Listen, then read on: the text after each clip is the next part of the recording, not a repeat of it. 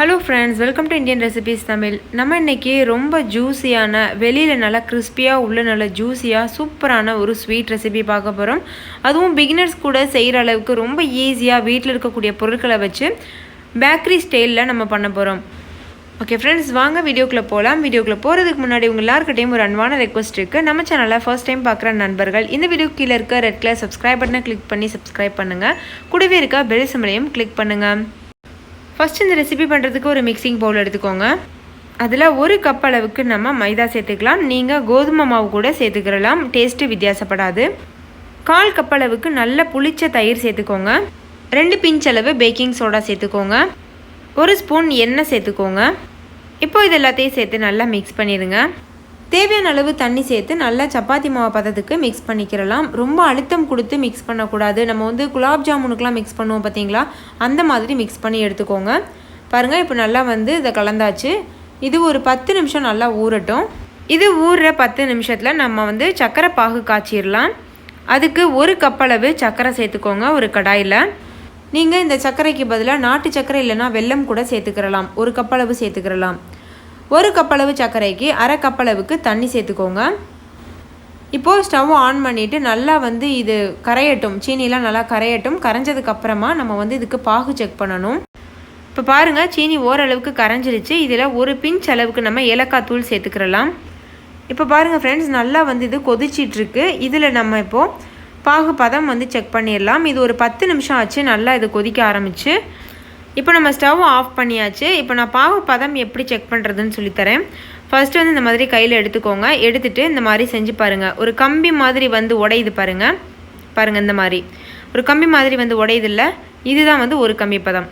இப்போ நம்ம stove off பண்ணிவிட்டு இதை ஒரு ஓரமாக வச்சிடலாம். இப்போ இது கூட 1 பிஞ்ச் அளவுக்கு ஃபுட் கலர் சேர்த்துக்கோங்க. கேசரி பவுடர் கூட நீங்கள் சேர்த்துக்கலாம். சேர்த்துட்டு இதை நல்லா மிக்ஸ் பண்ணி விட்டுடலாம். இது முற்றிலும் ஆப்ஷனல் ஃப்ரெண்ட்ஸ். நீங்கள் வேணும் அப்படின்னா சேர்த்துக்கோங்க, இல்லட்டா இதை ஸ்கிப் பண்ணிடுங்க. இப்போது சப்பாத்தி கட்டையில் கொஞ்சம் போல் வரமாவு சேர்த்துக்கோங்க. வரமாவுனா சாதாரண மைதா மாவு தான் ஃப்ரெண்ட்ஸ், அதை சேர்த்துக்கலாம். இப்போ 10 நிமிஷம் நம்ம நல்லா ஊற வச்சு வச்சுருக்கோம்ல, அந்த மாவை எடுத்து 2ஆக பிரிச்சுக்கோங்க. 2 பகுதியாக அதை பிரிச்சுக்கிறலாம். நம்ம இந்த மாதிரி ஃபஸ்ட்டு ஒரு பகுதி மாவை நல்லா உருட்டிட்டு கைட்டு இந்த மாதிரி தட்ட ஆரம்பிச்சிடலாம். பாருங்கள், நான் பண்ணி காமிக்கிறேன். இந்த மாதிரி நல்லா பரத்தி எடுத்துக்கோங்க. மாவு நல்லா பரத்தி எடுத்தாச்சு. இது கூட நம்ம இந்த குக்கி கட்டர் யூஸ் பண்ண போகிறோம். உங்களுக்கு எந்த ஷேப் வேணுமோ அந்த ஷேப் நீங்கள் குக்கி கட்டர் எடுத்துக்கிறலாம். நான் இன்றைக்கி இதயம் ஷேப் எடுத்திருக்கேன். உங்களுக்கு வேணும்னா நீங்கள் ரவுண்ட் ஷேப் கட் பண்ணலாம். இல்லை அப்படின்னா சும்மா ஸ்கொயராக கட்டமாக கட் பண்ணி கூட நீங்கள் பொரிச்சு எடுக்கலாம். கொஞ்சம் இந்த மாதிரி செஞ்சோம் அப்படின்னா குழந்தைங்க ரொம்ப விரும்பி சாப்பிடுவாங்க. அதே சமயம் பெரியவங்களும் கூட கொஞ்சம் இன்ட்ரெஸ்ட்டாக சாப்பிடுவாங்க, வித்தியாசமாக இருக்குதுன்னு சொல்லி. அதனால் நம்ம இன்றைக்கி இதயம் ஷேப் பண்ணுறோம். இதே போல் மீதி இருக்க எல்லா மாவையும் கட் பண்ணிடலாம். இப்போது கட் பண்ணி எடுத்தாச்சு. கட் பண்ணது போக மீத மாவு இருக்குல்ல, அதை உருட்டி மறுபடிக்கும் நம்ம கைட்டு அதே போல் ப்ரெஸ் பண்ணி விட்டு தட்டி விட்டுட்டு மறுபடிக்கும் அதே போல் நம்ம குக்கி கட்டர் வச்சு கட் பண்ணணும். இப்போது இதே போல் மீதி இருக்க எல்லா மாவுலையும் நம்ம பண்ணிடலாம். இப்போ பாருங்கள் ஃப்ரெண்ட்ஸ், எல்லாத்தையும் நம்ம இதே போல் இதயம் ஷேப்க்கு கட் பண்ணி வச்சாச்சு. இப்போ இதை நல்லா சூடாக இருக்க எண்ணெயில் போட்டு பொரிச்சு எடுத்துடலாம்.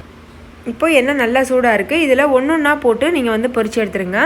மெல்ல போடணும். அப்போ தான் எண்ணெய் கையில் தெரிக்காது. இப்போ 2 சைடு திருப்பி விட்டு கோல்டன் ப்ரௌன் கலர் வந்ததும் நம்ம வெளியில் எடுத்துடலாம். இப்போ பாருங்கள், இது நல்லா வெந்துருச்சு. 2 பக்கமே நல்லா கோல்டன் ப்ரௌன் கலரில் வெந்துருச்சு. இதை நம்ம எடுத்துகிட்டு இந்த எண்ணெயிலேருந்து எடுத்துகிட்டு நம்ம செஞ்சு வச்சுருக்கோம்ல சக்கரை பாகு, அதில் போட்டுடலாம். இப்போது சக்கரை பாகில் நான் சேர்த்துட்டேன். சக்கரை பாகும் நல்லா சூடாக இருக்கணும். ஸோ இதை சேர்த்துட்டு ஒரு தடவை நல்லா அதை கொதிக்க வச்சுருங்க. இப்போ இது ஒரு 2லேருந்து 3 நிமிஷம் நல்லா இதில் ஊறட்டும். ஊறினதுக்கப்புறமா நம்ம இதை வெளியில் எடுத்து வச்சிடலாம். அவ்வளோதான் ஃப்ரெண்ட்ஸ், இது நல்லா ஊறிடுச்சு. பாருங்கள், பார்க்குறதுக்கே எவ்வளோ ஜூஸியாக ரொம்ப சூப்பராக இருக்குது. வெளியில் நல்லா கிறிஸ்பியாக, உள்ள நல்லா ஜூஸியாக இருக்கும். ஸோ கண்டிப்பாக நீங்களும் ட்ரை பண்ணி பாருங்கள். இது மேலே நம்ம கொஞ்சம் போல் நட்ஸ் பவுடர் தூவி விடலாம். நான் கொஞ்சம் போல் பாதாம் துருவி வச்சுருக்கேன். அதை கொஞ்சம் கொஞ்சமாக தூவி விடலாம். பார்க்குறதுக்கு கொஞ்சம் அழகாக இருக்கும். ஃப்ரெண்ட்ஸ், நீங்களும் கண்டிப்பாக இந்த ஸ்வீட் ரெசிபியை உங்கள் வீட்டில் ட்ரை பண்ணி பாருங்கள். ட்ரை பண்ணிவிட்டு உங்களுடைய எக்ஸ்பீரியன்ஸ் எப்படி இருந்ததுன்னு கமெண்ட்டில் என் கூட ஷேர் பண்ண மறந்துடாதீங்க. இந்த வீடியோ உங்கள் எல்லாருக்கும் ரொம்ப பிடிச்சிருக்கும்னு நம்புகிறேன். பிடிச்சிருந்தால் லைக் பண்ணுங்கள். உங்கள் ஃப்ரெண்ட்ஸ் கூட நிறைய ஷேர் பண்ணுங்கள். ஸோ அவங்கள பார்த்து பயன்பெறட்டும். இன்னொரு சூப்பரான ரெசிபியோடு நான் உங்களை சந்திக்கிறேன். தேங்க்யூ, பாய்.